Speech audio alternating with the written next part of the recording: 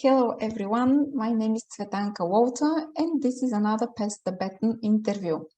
Pass the Baton is an initiative by alumni and doctoral students of the Center for Technology Enhanced Learning, and this is a part of the Department of Educational Research at Lancaster University.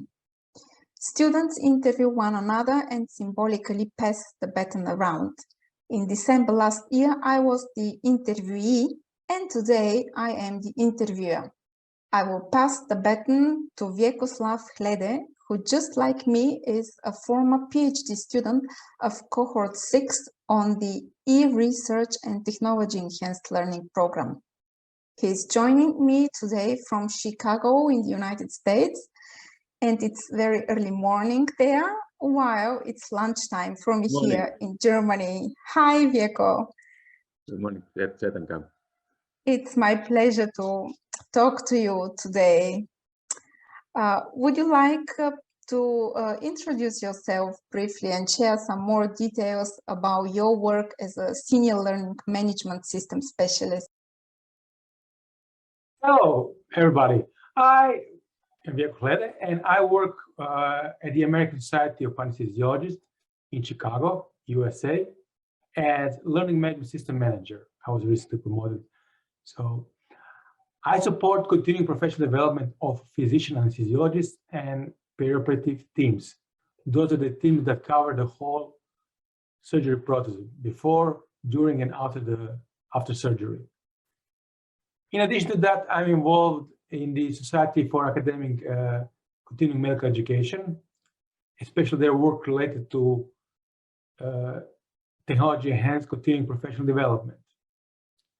So recently, I've become co-chair of the newly founded Committee for Technology-Enhanced CPD. And Technology-Enhanced CPD is a term that in many ways overlaps with Technology-Enhanced Learning. Just it's a little bit more explicitly state that it's not just about learning on an individual level. That's, of course, a very important part, but it is about everything we can do to improve our performance on individual, team, organizational, professional, and societal levels. What does technology-enhanced learning mean to you? That is a great question, and there are a few levels to address it. On one level, technology-enhanced learning is a set of theoretical and practical tools and processes we use to enhance learning in 2022.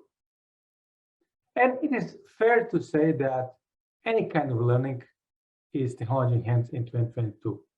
Sure, we can say that there are many learning moments that do not use technology, and yeah, many of such moments, but all those moments happens in our reality that is shaped by technology.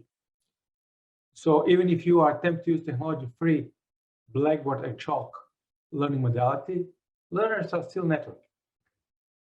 Their thinking is shaped by social media, by Wikipedia and multimedia, and ability to connect with everybody. Articles we read in printed journals and books, they're also a format of technology. And if they are newer, they are definitely created by digital technology. Furthermore, even old-fashioned ways of teaching use some format of technology. It's just technology that was widely used before we were born. Therefore, we don't see it as technology, but it's something that is natural, part of our social and personal being. For example, language is a technology, and written text is a technology, in the same way as JavaScript or web pages are technologies. Just they were here for a long time, so you find it natural. Since this is technology-enhanced learning focused PhD program, I see also technology-enhanced learning as a worldview, as a way of thinking. It is the process we need to use to understand the complex socio-technical systems we live in. And that understanding is then needed so we can improve the systems and how we operate in that system. And then finally, I see technology-enhanced learning as a part of technology-enhanced CPD. And technology-enhanced CPD is, from one side, a bit broader term that covers various strategies that will improve learning and performance of individuals, team, organizations, and society.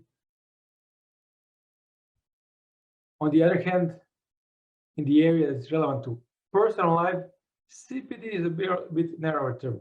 It's not very active there. We do not expect CPD to tackle what and how we learn about our personal life. While we were students, I learned from you about Google Docs, and this was some 8 years ago. It was quite a new tool, and I remember you showing us how to use it in one of our group discussions and putting pictures there. So it was really exciting and indeed a way to enhance our learning as we are all over the world. Yeah. What do you remember most about our program? That is a nice question, because there are beautiful moments of discovery, many of them. You know that moment. After many hours of discussion, many days of literature review, suddenly everything looks understandable. There were also many memorable moments of completing a task and documenting new perspectives. But most importantly, I remember discussions with peers and teachers.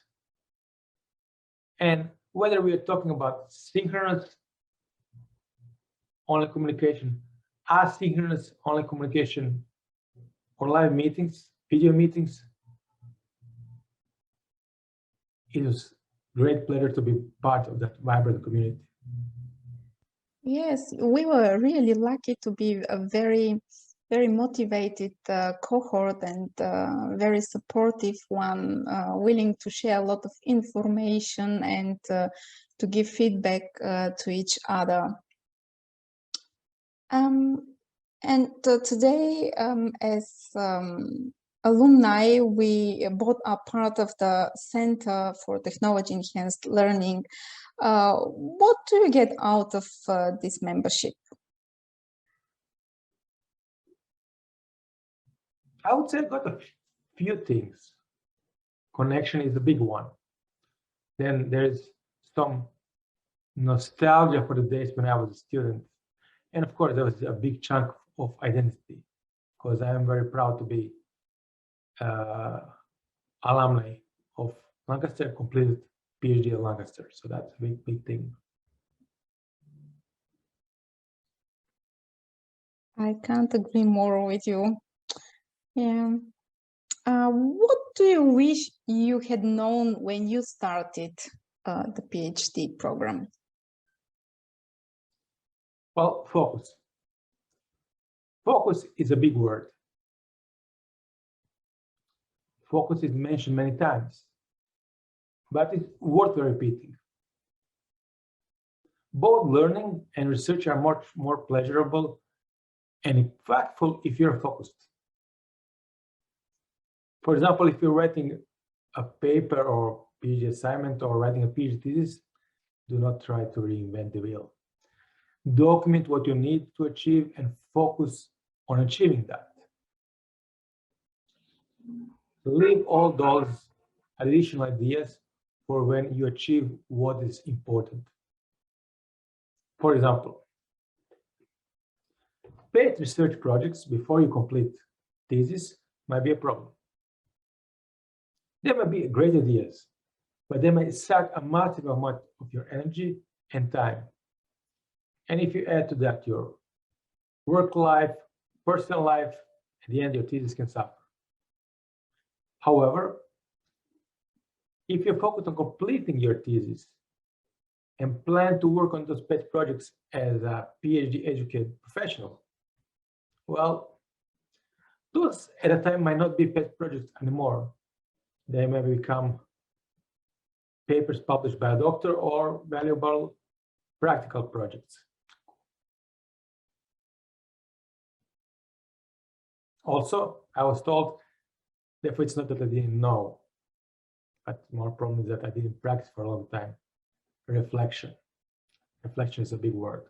So establishing a vision, goals, and then having regular reflective practice, that will help every student a lot. For example, I would recommend everybody to start blogging about your PhD journey even before you apply. Those are really great suggestions for current students, and it is indeed very difficult to have so many ideas and to pick up only one and work on it. This was my experience as well. And it made me really very happy hearing that you are so fond of reflective practice, because this was my topic for my PhD thesis. And actually, it was at Lancaster University that I started applying reflective practice in my work as a researcher and as a student. And when I saw the benefits, I then started using it also in my work as a teacher and online lecturer. So definitely, I can't agree more. Reflective practice is extremely helpful on our learning journey. And if we keep the reflections, we also somehow get more confidence on what we have achieved so far. So in moments of uncertainty, it's good to see what you have already achieved, and this gives you strength to continue. Yeah, and connect all the dots, because there's lots of things that we need to handle in the complexity of our lives. May I ask you how easy or difficult it was for you to find your topic for your thesis?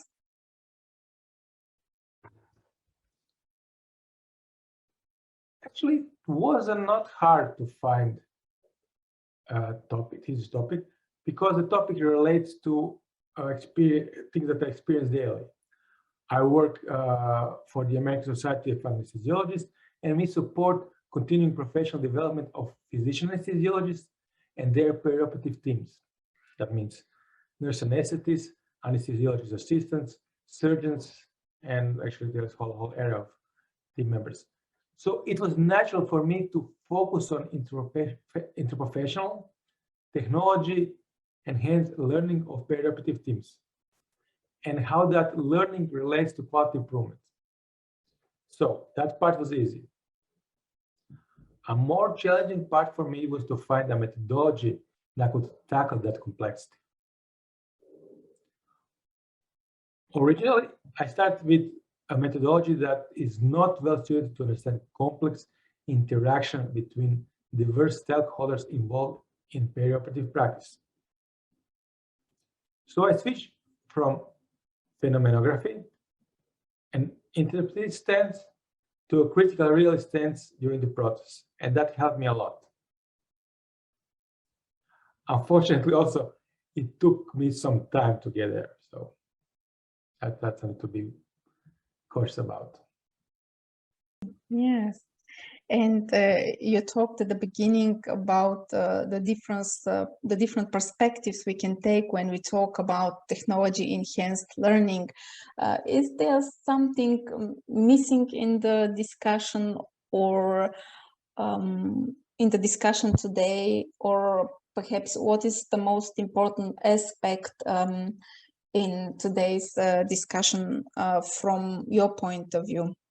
Well, I would say that the most important part that we usually forget is that we are discussing complex socio-technical systems. it's not about technology. It's about how technology and our society interact. Technology is an important element. However, technology is usually a simpler part of that mosaic. Social elements can be very tricky, and that interaction between social elements and technology can be very tricky. Therefore, it's important to have a holistic view. Many challenges with technology-enhanced learning happen because we are focused solely on technology. And the social aspects are not properly addressed. And in the short run, that can look tempting to be democratic and ignore complexity. But if you want to achieve anything substantial that will last, you need to analyze not technology, but social technical systems and the relationship between elements in those systems. Yeah. And especially we see it also at schools today, all over the world. Fine, thank you very much. And we are almost at the end of our interview. Let me ask you the final question. Who are you going to ask to interview and pass the baton to? Well, I'm planning to interview Eamon Shargon. Dr. Shargon was part of our cohort. Okay, so now I pass the baton over to you, Vjeko, and say thank you for everything. And bye, everyone. Thank you. Thank you. Bye.